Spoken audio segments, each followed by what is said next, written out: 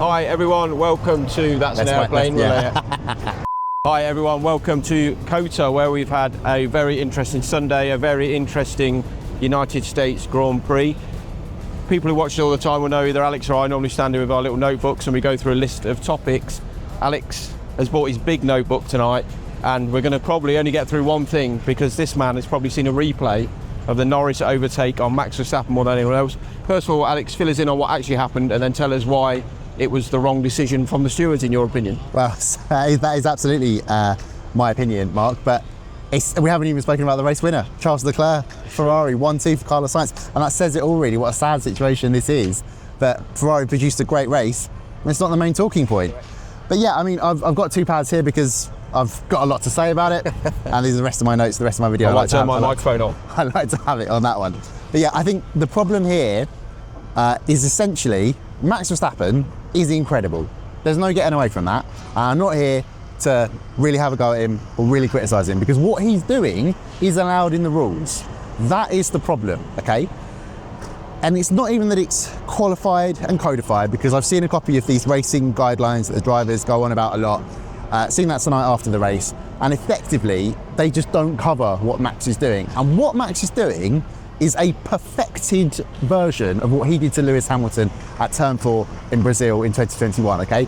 In that occasion, and I pointed this out to Andrea Stella, McLaren team principal, who said he disagreed that they were similar, that you can't compare them directly, because in that scenario, Max was at much higher speed, both off the track. If there is contact, it's a plane crash accident, right? So in this case, it's done at much lower speeds, and he does it at Turn 1 as well, also a contentious point, because that wasn't penalised, and the one at Turn 12 much later in the race when Lando Norris was bearing down, looked like he might take that third place off Max.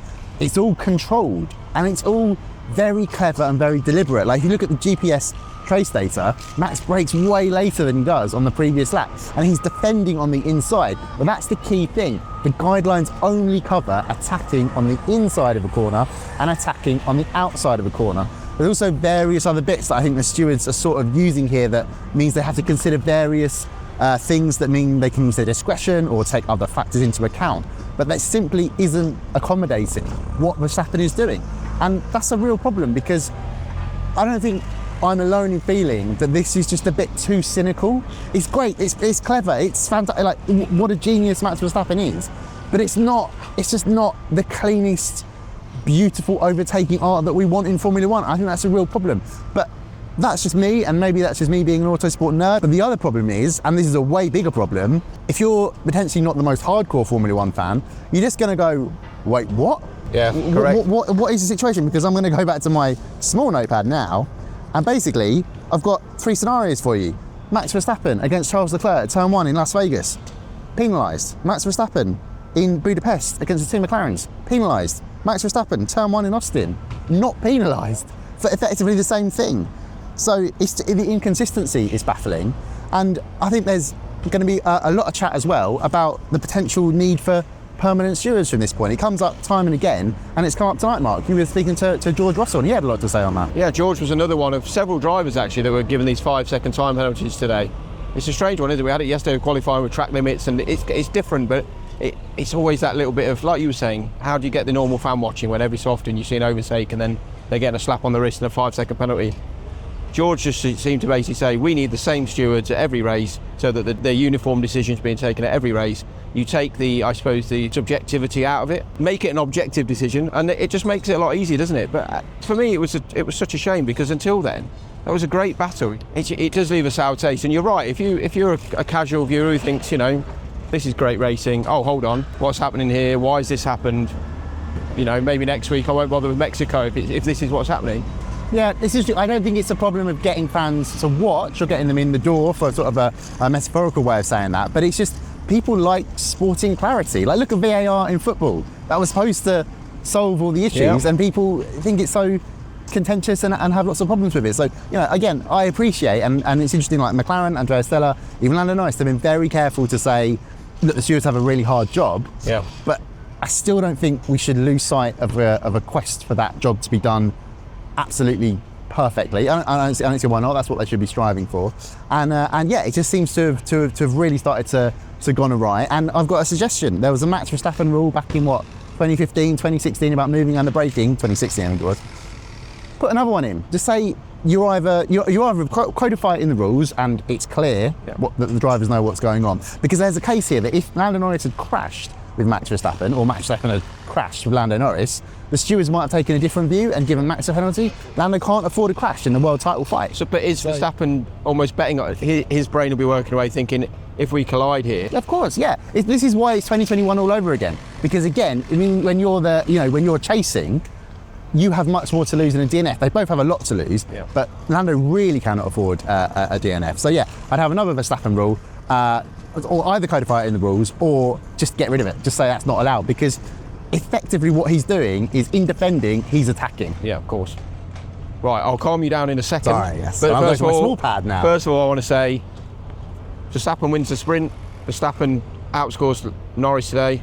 Is that it? No, I don't think that's it, purely because of the sheer amount of races left on the very long F1 calendar these days. One DNF for Max and it's game on. It really is game on. I mean, even Charles Leclerc, like he's not mathematically out of it, and he's winning superbly, as we're going to come on to. So that was my next point, to calm him right down. First of all, tell me, in the piece you wrote yesterday, I know you said Sainz, but you very much said keep your eye on those Ferraris today, didn't you? I did.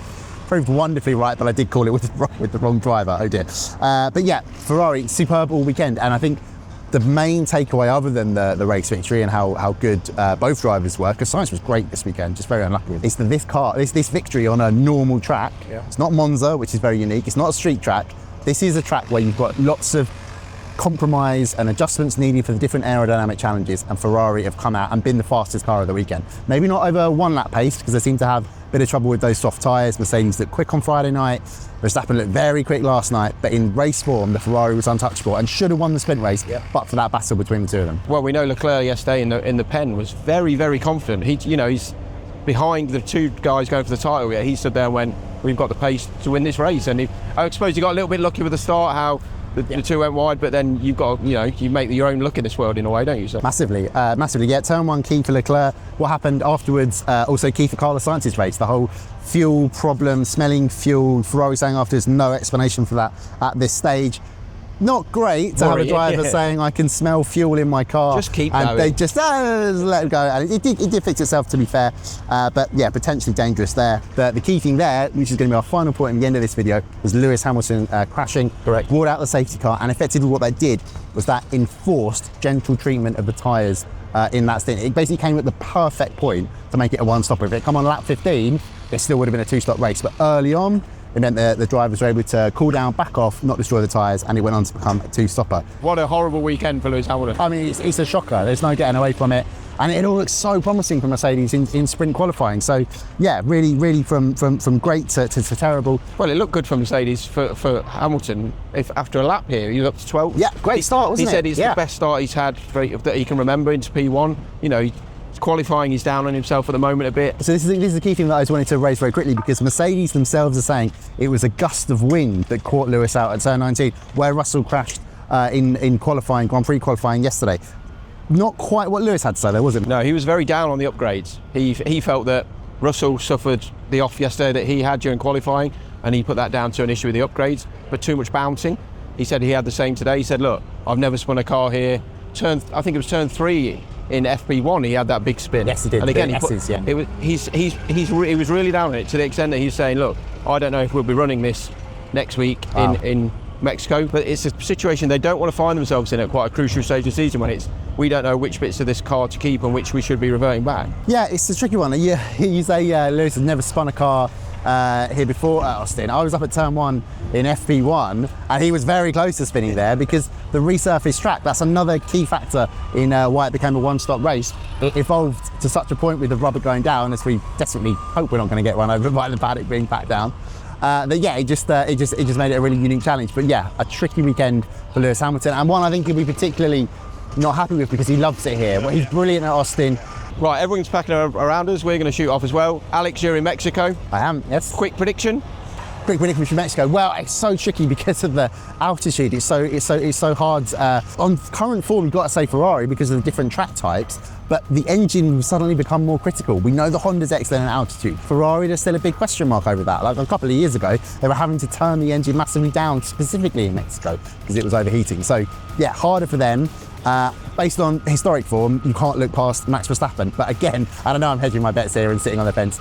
Andrea Stella insisting this was the worst track in the final 6 for McLaren, expects the next two to suit them more. But if I was going to pick anyone, Max Verstappen, why not?